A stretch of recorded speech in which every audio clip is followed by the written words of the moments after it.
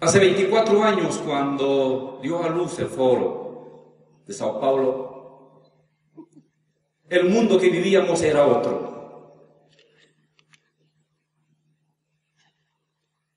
Se había derrumbado frente a nuestros ojos la Unión Soviética.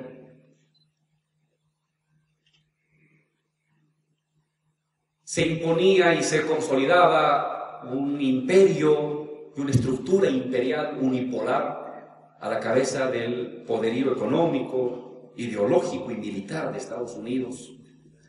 Eran los tiempos de Reagan y de Thatcher en el mundo. Por los medios de comunicación, por las universidades, aún por los medios sindicales, se difundía una ideología planetaria, un modelo planetario llamado neoliberalismo, que comenzaba a cabalgar por el continente y por el mundo de manera aparentemente triunfal. Se hablaba entonces del llamado fin de la historia. Se estaba acabando aparentemente la historia. No había nada más que hacer. Había que apagar las luces y resignarse al imperio unipolar, al neoliberalismo, a las privatizaciones, al consenso de Washington. En nuestra América Latina las cosas tampoco eran fáciles. Cuba, heroica, resistente, aislada y soportando el bloqueo criminal más terrible de la historia de la humanidad. En Nicaragua perdíamos las elecciones, llorábamos ante la derrota. En El Salvador entrábamos en los procesos de paz y de acuerdos. Y en el resto de los países, desde el Río Bravo hasta la Patagonia, en América Latina se imponía el llamado modelo neoliberal. Se privatizaba empresas, se entregaban recursos públicos acumulados durante décadas a inversionistas privados extranjeros que llegaban a nuestros países, desembarcaban como en tiempos de Colón para apropiarse de todo.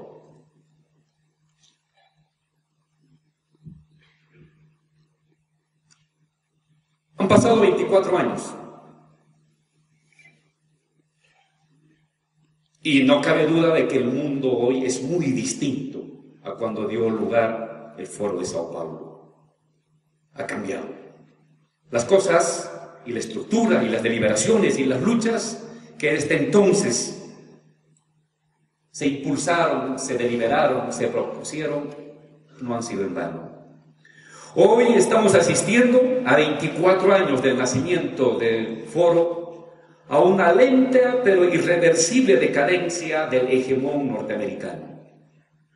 Estados Unidos no es más la potencia imperial dirigente del mundo. Sigue dominando, pero tiene que hacerlo usando sus cañoneras, sus tropas especiales, su intervencionismo brutal en cada una de las regiones. China y Europa van quitándole el liderazgo económico. No hablamos todavía de un mundo multipolar, pero está claro que el hegemón exclusivo, omnipotente y omnipresente de Estados Unidos hoy ya no es más. Sigue siendo dominante en base a la fuerza, pero ya no en base al liderazgo, a la convocatoria y a su poderío irrebatible a nivel económico. Hay una especie de proliferación de micropoderes regionales en el mundo. Y en América Latina, como nunca antes había pasado en la historia de nuestras formaciones nacionales, estamos asistiendo al surgimiento, a la proliferación de gobiernos progresistas y revolucionarios por el continente. En poco menos de 15 años, el neoliberalismo, con sus secuelas de privatización, de desconocimiento de derechos laborales, de entrega de recursos públicos a extranjeros, de sometimiento a los organismos financieros del consenso de Washington, Banco Mundial, Fondo Monetario, en América Latina como nunca eso se viene desmontando. Hoy podemos decir que en América Latina ha surgido de manera genérica un modelo post-neoliberal. Hablar de neoliberalismo en América Latina cada vez se asemeja a hablar de un arcaísmo. Es casi como hablar del Parque Jurásico. Hace 15 años, neoliberalismo era la Biblia. Hoy, el neoliberalismo es un arcaísmo que lo estamos botando al basurero de la historia, de donde nunca debería haber salido. El mundo es otro. El mundo es otro. La historia continúa. La ideología y el falso macrorrelato del fin de la historia se ha derrumbado ante la emergencia de luchas, de proyectos, de insurgencias que se han expandido a lo largo de todo el continente.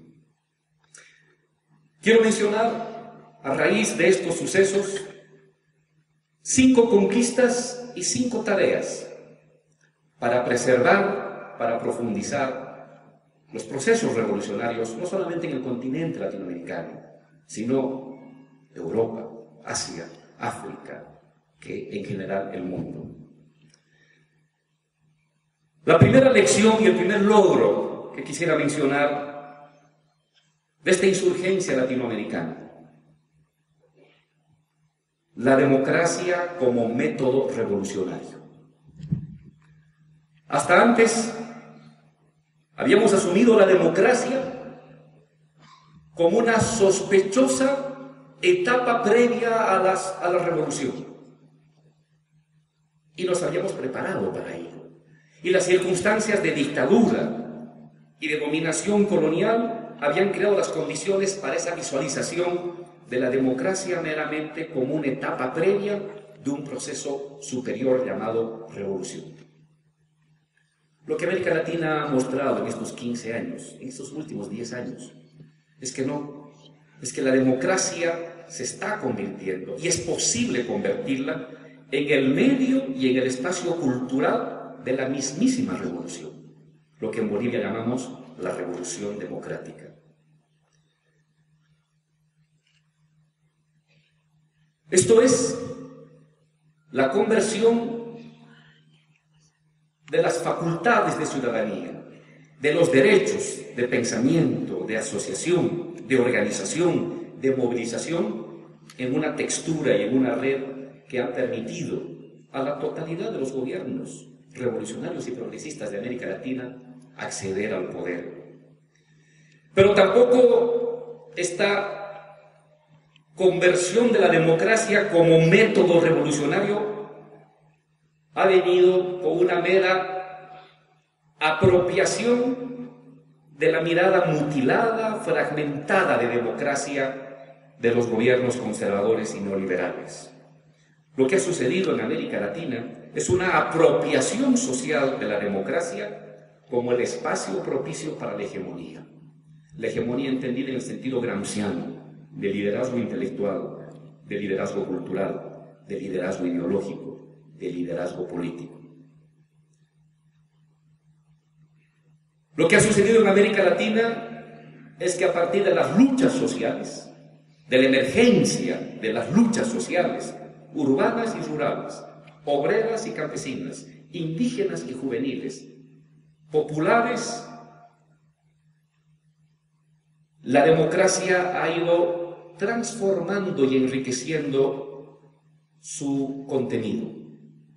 Atrás hemos dejado las democracias fósiles, la del ritual de la elección cada 4 y 5 años, y en nuestros países, donde han triunfado los gobiernos revolucionarios, ha habido una transformación y enriquecimiento de la democracia, entendida como participación, entendida como radicalización, entendida como comunidad.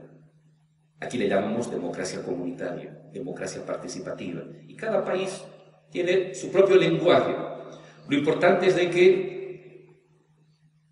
frente a las democracias fósiles, donde se atrincheraban las fuerzas conservadoras, es la misma sociedad en movimiento que ha recreado, reconstruido, reinventado y profundizado la democracia como participación, la democracia como construcción de identidad colectiva, la democracia como lugar de toma de decisiones cada vez más socializada, cada vez más ampliada, cada vez más comunitarizada. Esta es la primera lección, la democracia como método revolucionario, no simplemente como etapa a la revolución. Una segunda conquista de estos 10 años, de estos 14, 15 años de lucha revolucionaria, es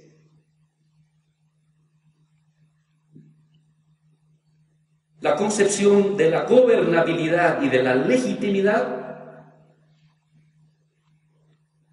a partir de un contenido dual.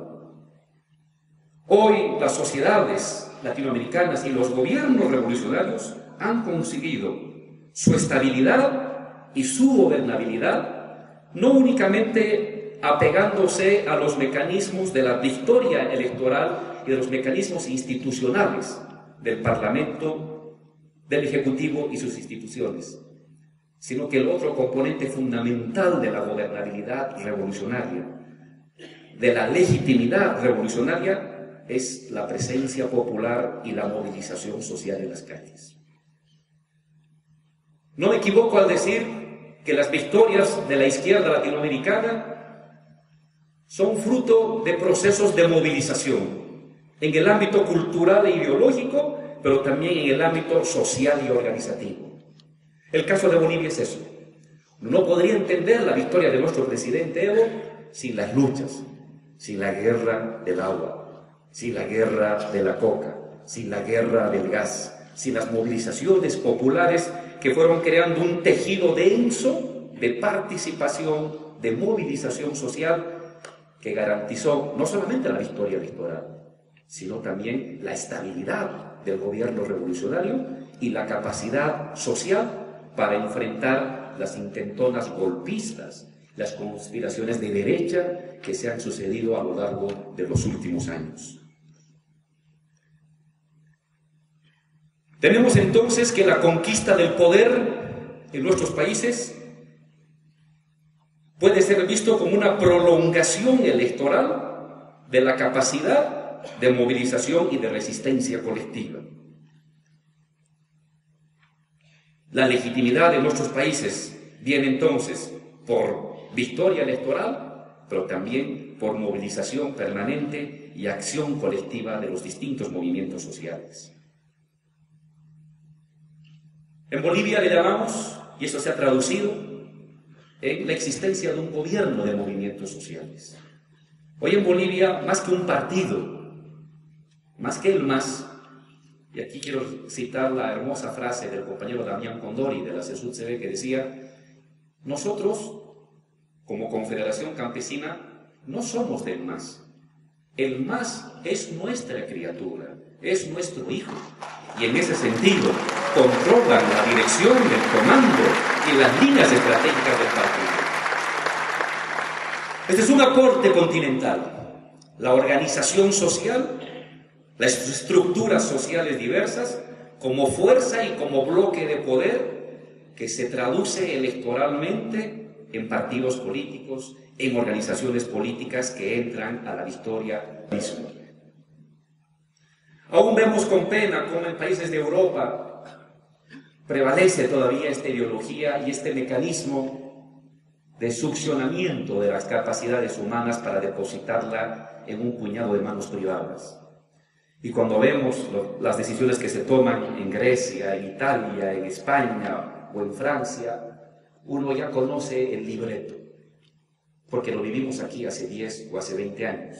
Empobrecimiento de los trabajadores, debilitamiento del Estado, enriquecimiento de unas cuantas empresas, pérdida de derechos.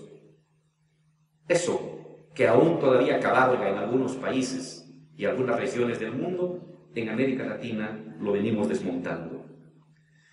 ¿Qué ha significado el desmontamiento del modelo neoliberal y la entrada en lo que se ha denominado el post-neoliberalismo?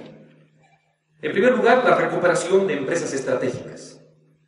aquellas empresas del Estado donde se genera el excedente económico. Porque si una revolución no tiene excedente económico, ¿cómo va a lograr consolidar su liderazgo y su estabilidad en medio de la carencia? Es imprescindible, es imprescindible. Se juega la vida una revolución y un proceso revolucionario en contar con un excedente económico capaz de generar procesos de distribución. El desmontamiento del neoliberalismo en Bolivia y en América Latina ha significado la recuperación de empresas estratégicas para que las controle el Estado. En segundo lugar, la ampliación de los bienes comunes, la ampliación de los recursos que pertenecen a todos y no a unos cuantos. En tercer lugar, la continua redistribución de la riqueza. Si el Estado ha de concentrar los excedentes fundamentales de un país, no es para generar un nuevo empresariado, sino para redistribuirlo en el conjunto de los sectores más excluidos. Reconstitución y ampliación de derechos laborales desconocidos en tiempos neoliberales. Los procesos post-neoliberales en América Latina no han significado procesos de autarquía y de alejamiento de los circuitos de la economía mundial. La diferencia es que ahora la inserción en los circuitos de la economía regional y mundial se los hace de manera selectiva y en función de las necesidades de cada país y no de las necesidades de una empresa, como sucedió en los tiempos del neoliberalismo. Un cuarto componente histórico conquistado en estos 14 años es la construcción, dificultosa pero ascendente, de un nuevo cuerpo de ideas, de un nuevo sentido común movilizador. No olvidemos, compañeros, que la política es fundamentalmente la lucha por la dirección de las ideas fuerza, de las ideas dirigentes, de las ideas movilizadoras de una sociedad. Y el Estado, y todo revolucionario lucha por el poder del Estado, es mitad materia y mitad idea. Todo Estado, el conservador y el revolucionario, el que está establecido y el que está en transición, es materia, es institución, es organización, es correlación de fuerzas, pero también es idea, es sentido común, es fuerza movilizadora en el ámbito de la ideología. Los pueblos no solamente luchan porque sufren, los pueblos luchan y están dispuestos a entregar la vida porque saben y porque creen que hay una esperanza de acabar con el sufrimiento. Y cuando la izquierda en estos 14 años ha sido capaz de crear una esperanza, una posibilidad de victoria, una posibilidad de transformación de la vida cotidiana, lo ha logrado en la mente y en el corazón. Y a partir de ese momento ha convertido esa fuerza en la idea en fuerza electoral, la fuerza electoral en fuerza estatal, la fuerza estatal en fuerza económica. ¿Cuáles son los componentes de estas ideas fuerza que se están reconstruyendo y expandiendo en el continente de una manera renovada en esta última década?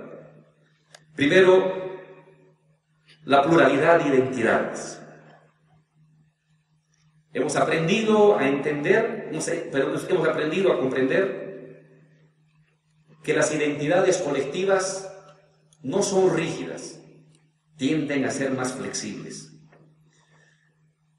Hay un nuevo movimiento obrero, que no es el movimiento obrero que conocieron nuestros padres, nuestros abuelos, de gran fábrica, de gran industria, sindicalizado y con la jerarquía establecida.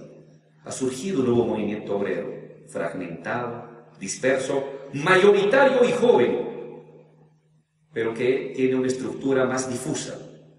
Y la habilidad de los partidos políticos tiene que ser cómo entroncar, cómo habilitar espacios de articulación de este nuevo movimiento obrero, más fragmentado materialmente, pero más fuerte, más numeroso que antes.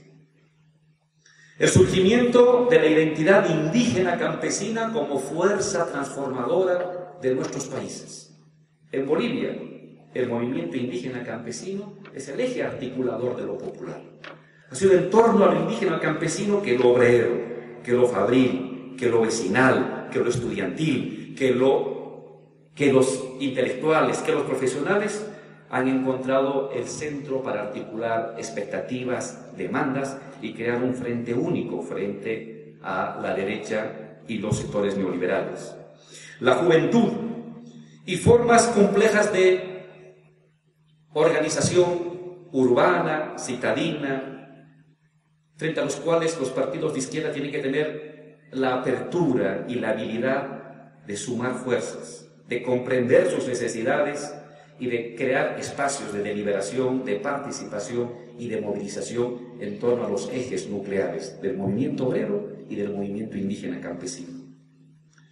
Un segundo elemento de esta nuevas ideas fuerza es, no cabe duda, el antiimperialismo y el anticolonialismo.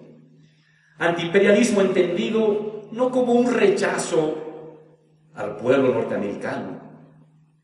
Nunca se rechaza a los pueblos. El antiimperialismo entendido como un rechazo y resistencia a las estructuras de dominación de otros países, de Estados Unidos o de Europa, respecto a nuestras decisiones. América Latina es para nosotros. Nosotros sabremos qué hacemos con nuestro país, con nuestro continente, y no tiene que venir nadie a decirnos, a darnos lecciones de cómo producir mejor o de cómo pensar mejor. El antiimperialismo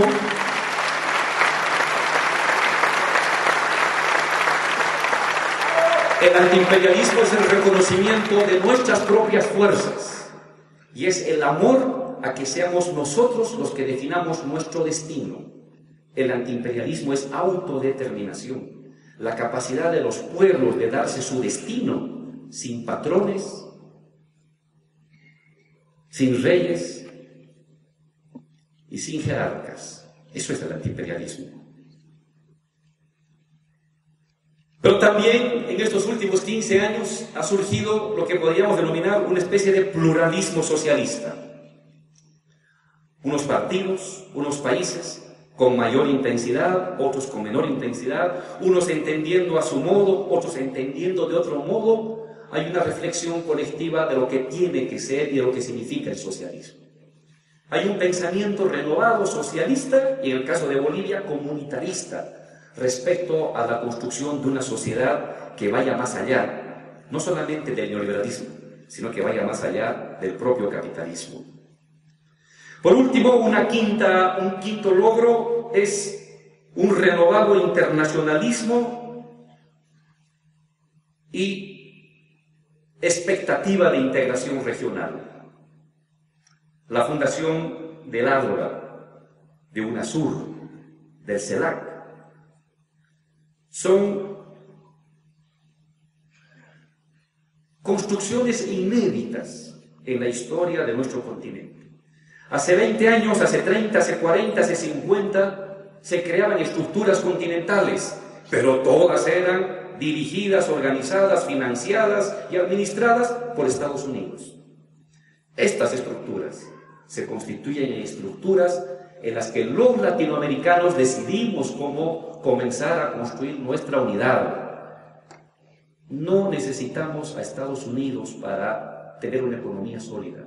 No necesitamos a Estados Unidos para ser democráticos. No necesitamos a Estados Unidos para tener crecimiento. No necesitamos a Estados Unidos para crecer y para mejorar las condiciones de vida. CELAC es eso. Es la autorreflexión de América Latina de la necesidad de unificar sus fuerzas para construir un Estado continental que será plurinacional, con estructuras financieras, productivas y tecnológicas que permitan pasar de la unificación y la integración política e ideológica a la integración económica, material y tecnológica, que es el gran reto que tenemos los latinoamericanos en este siglo XXI. Estos son los 5 logros, pero ahora quedan 5 tareas. Hemos avanzado bastante aquí, el mundo ha cambiado, Latinoamérica ha cambiado, Pero ni el mundo ni Latinoamérica han cambiado lo suficiente. Y el objetivo es de que se transforme de manera más radical.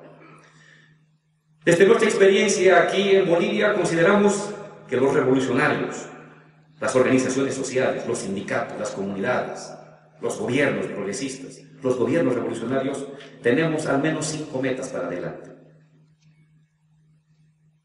La primera, defender y ampliar los logros obtenidos hasta el día de hoy.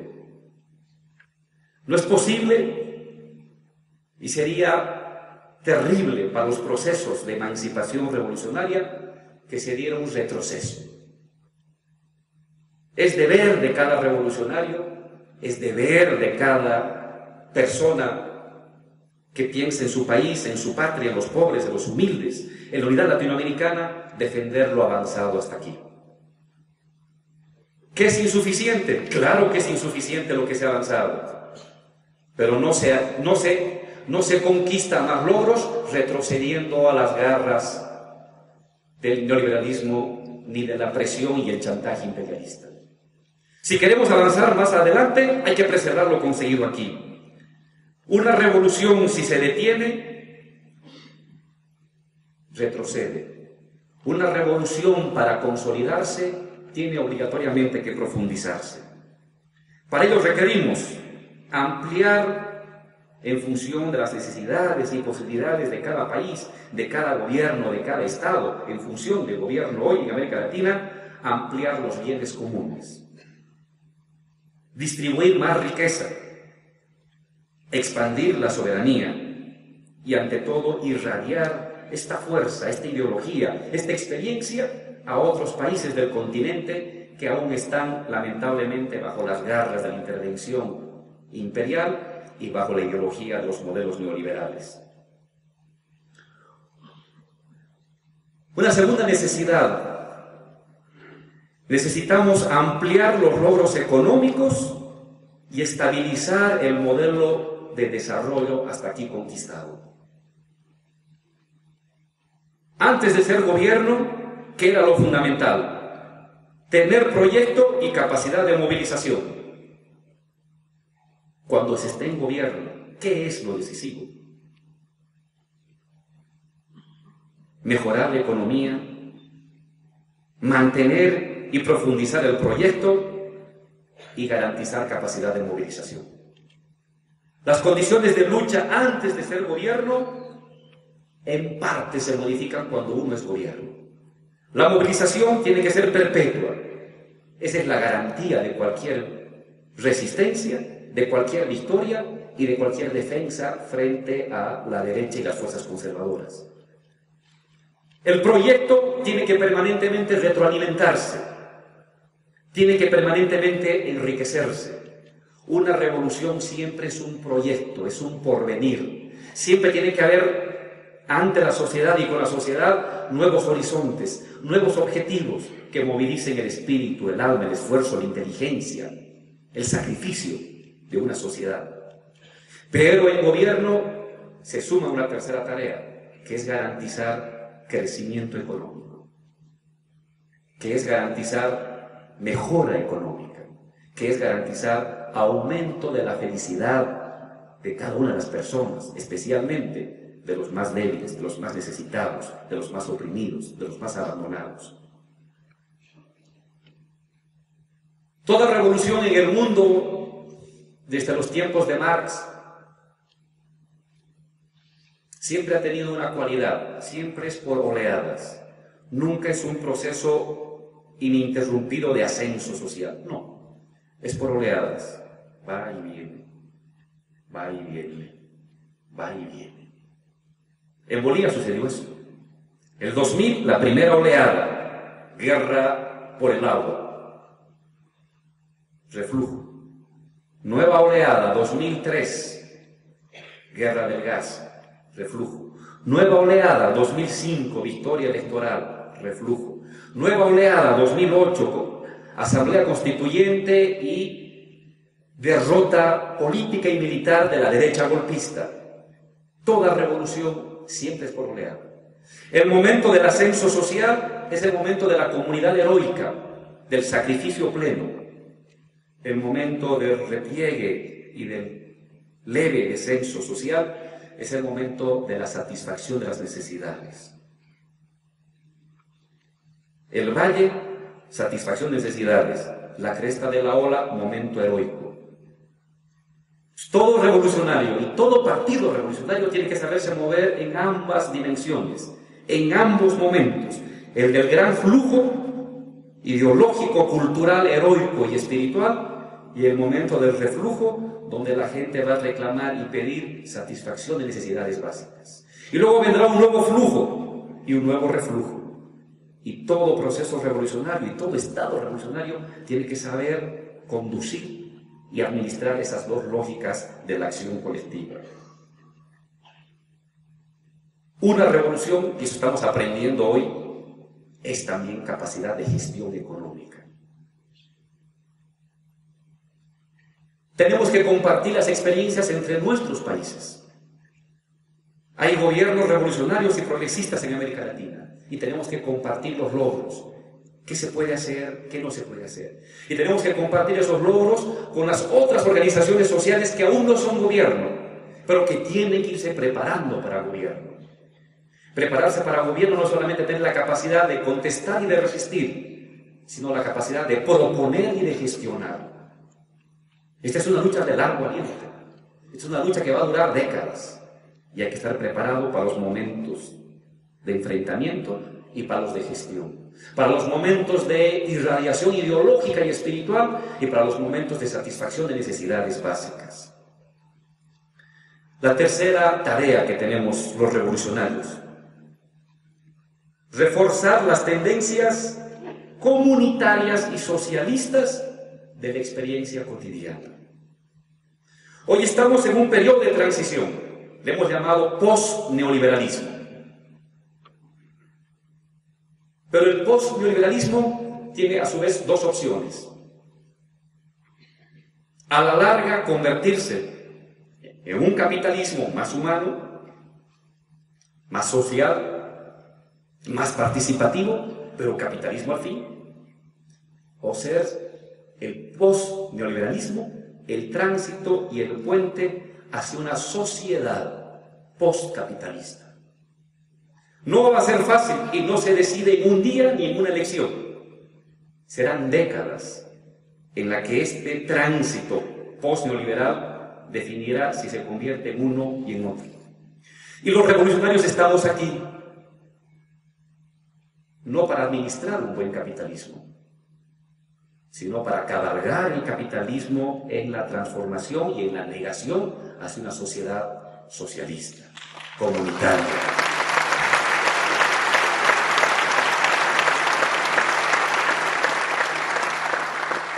Ahí dos son los elementos claves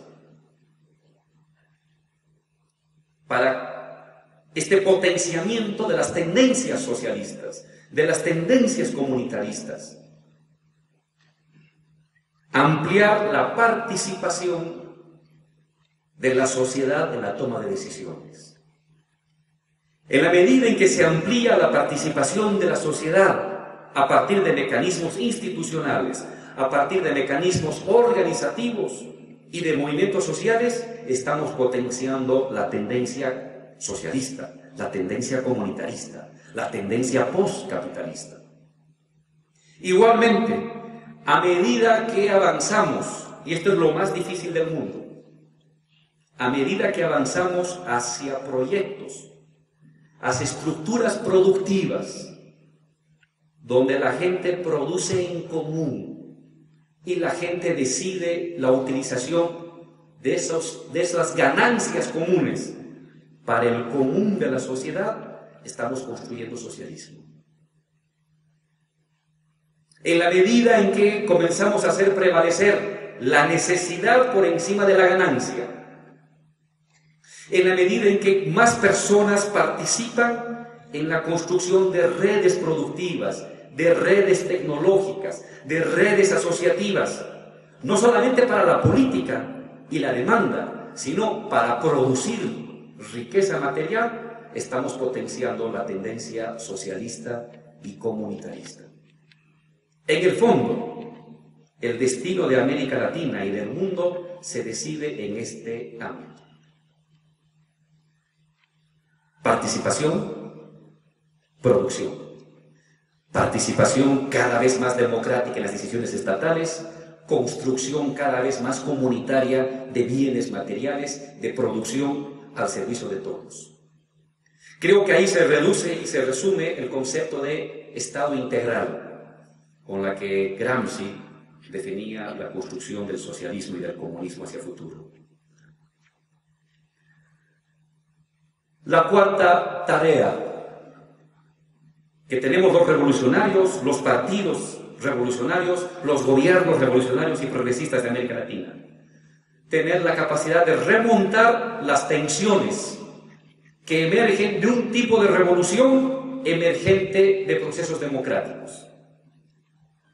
Este tipo de problemas no podían presentarse en el caso de la revolución bolchevique, ni en la revolución china, y quizás tampoco en la revolución cubana, porque emergieron de guerras revolucionarias. Cuando una revolución triunfa de procesos democráticos, la cosa es más difícil, más dura, más complicada. Pero hay que afrontar lo que viene. Una de las tensiones que tenemos que saber cabalgar: ¿cómo se construye hegemonía? Hegemonía en el sentido revolucionario y gramsciano no es abuso, es liderazgo, dirección moral, dirección política, dirección cultural, dirección espiritual sobre el resto de las fuerzas sociales.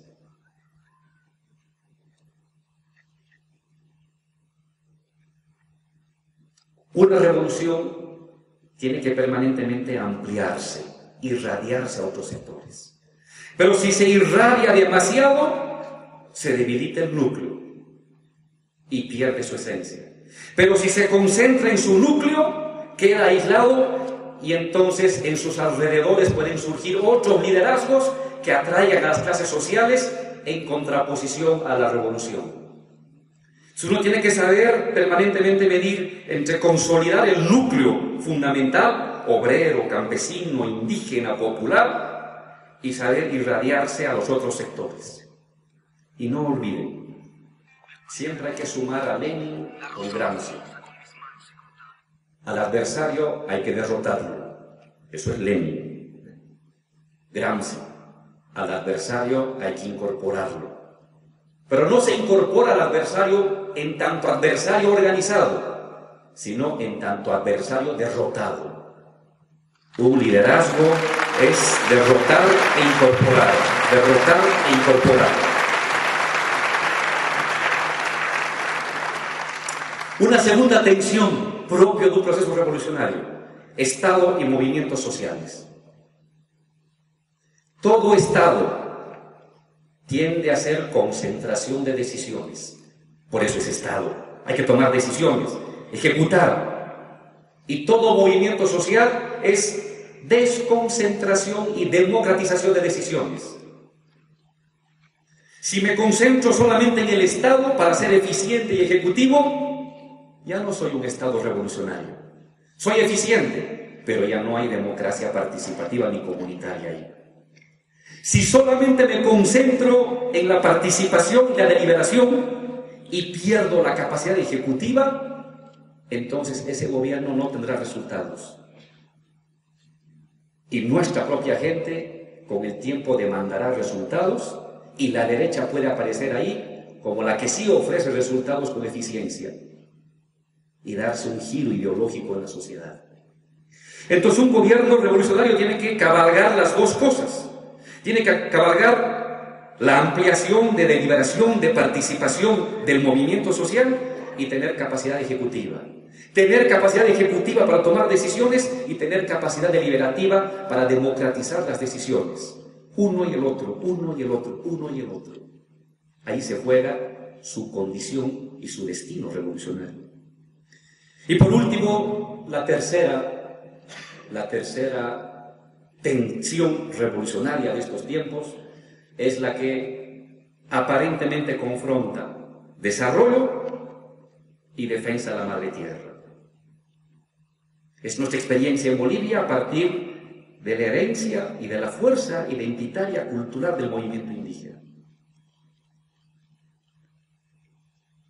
Hay que generar riqueza, hay que satisfacer necesidades, pero para hacer eso hay que producir, hay que sacar gas, hay que sacar minerales, hay que crear industrias, y al hacer eso afectamos la madre tierra. Pero si no afectamos la madre tierra y solamente nos fijamos en preservar la madre tierra, ¿con qué vamos a satisfacer la necesidad? ¿Con qué dinero construimos el hospital? ¿Con qué dinero mejoramos las escuelas? ¿Con qué dinero mejoramos los ingresos de los obreros? Es una tensión. Y la habilidad de un gobierno revolucionario, y donde se define como revolucionario, es en la capacidad de articular uno y el otro. Producir, pero a la vez no afectar la estructura del medio ambiente, ni depredarla. Preservar la naturaleza, pero a la vez generar espacios tecnológicos y creativos para generar nueva riqueza. Hay países que quieren que América Latina se convierta en un parque nacional de Europa o de Estados Unidos. No lo vamos a permitir, no lo vamos a permitir. Hay gente que quiere que los latinoamericanos vivamos como hace 300 años atrás. Claro, mientras ellos tienen carros, televisión, tienen refrigeradores, tienen internet, no les falta la comida, que unos cuantos indios, como dicen ellos, protejan los bosques para ellos. No, señores. Los bosques vamos a protegerlos, pero para nosotros, no para ellos, no para esas empresas. Pero esta es una tensión complicada, propia del proceso revolucionario latinoamericano y que poco a poco se convierte en agenda de otros procesos revolucionarios en el mundo. Por último, la quinta tarea es avanzar en procesos de integración técnica productiva. Hay voluntad. Nos reunimos los presidentes, nos reunimos los asambleístas, se reúnen las organizaciones sociales del continente, estamos aquí presentes, se reúnen anteriormente los sindicatos. Nos colaboramos política, ideológicamente entre gobiernos.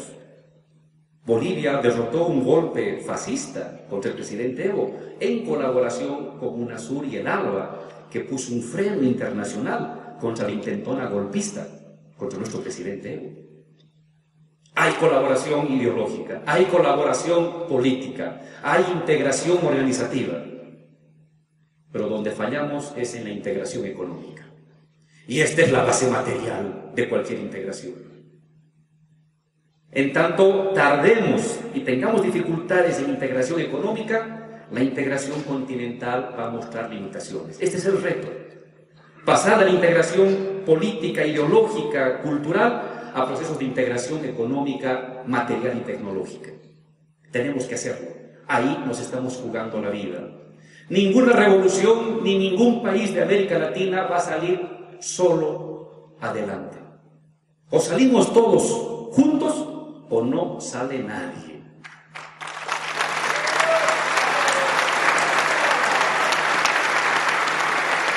Hermanos y hermanas, esta es nuestra experiencia sencilla, esta es nuestra experiencia de un proceso revolucionario dirigido por nuestro presidente Evo y los movimientos sociales. Hasta ahí hemos avanzado. Depositamos esa experiencia, estas preocupaciones para el resto de las organizaciones sociales hermanas del continente y del mundo. Y también venimos aquí a oír, a aprender de sus experiencias, porque juntos tendremos la capacidad de construir un nuevo mundo comunitario y socialista. Muchísimas gracias.